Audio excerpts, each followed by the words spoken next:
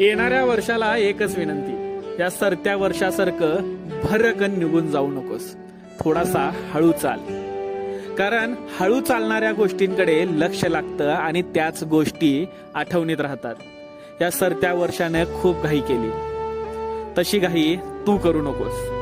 थोडासा वेळ दे मला, कारण मला सुद्धा मित्रांना, घरच्यांना आणि स्वतःला थोडासा वेळ द्यायचा आहे. या सरत्या वर्षाने जशी घाई केली तशी घाई तू करू नकोस, कारण माझ्या बालपणातल्या सगळ्या वर्षांनी मला खूप वेळ दिला.